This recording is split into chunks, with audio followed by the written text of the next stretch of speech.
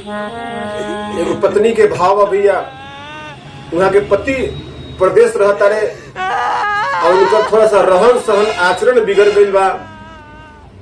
औरतिया बेचारी बाड़ी विरह में बाड़ी, आ गाँवे से पति के यहाँ प्रदेश में अपन फोन करके कहो तरीका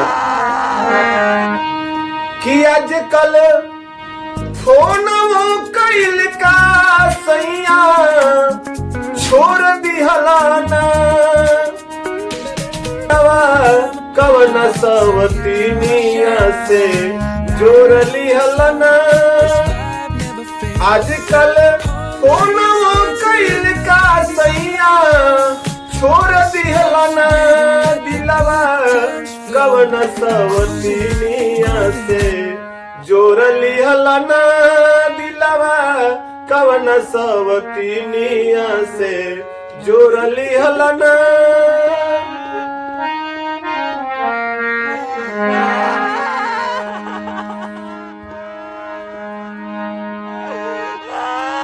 पहले तो जात रहा पहले दिन पर घरवा,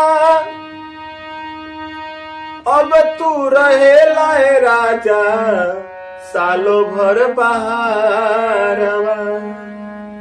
कह तारी के पहले तो रुआ जाई आ तुरंत प्रदेश से गाँव आ जाई, लेकिन अब रुआ काहे कौन बात बा कि रुआ जाइला न चिट्ठी भेजिला न फोन करीला, साल साल भर प्रदेश में यहाँ रह जाइले।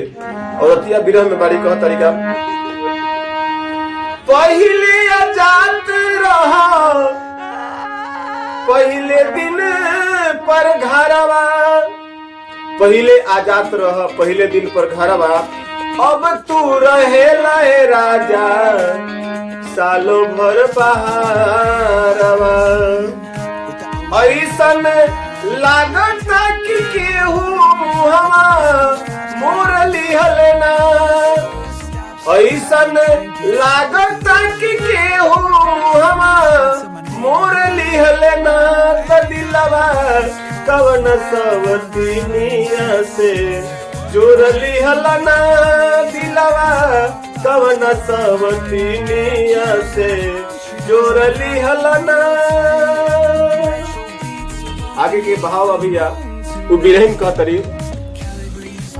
अच्छा लगे भैया तो कृपया छोटा भाई को आशीर्वाद के रूप में एक लाइक कमेंट करेंगे।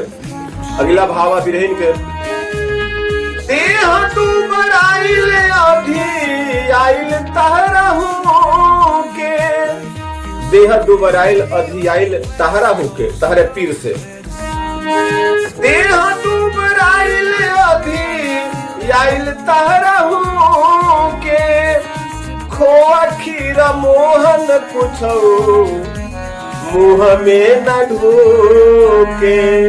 मेवा मिठाई कुछ अच्छा नहीं खेल लागत, कैसा रहुआ हमारा साथ बिहेव करतनी तो हमरो लागल हम सरवा सौसे छोड़ लिहलना, हमरो लागल हम सरवा सौसे छोड़ लिहलना, दिलवा कवन सवतीनिया से जोड़ लिहलना, दिलवा कवन सवतीनिया से जोड़ लिहलना।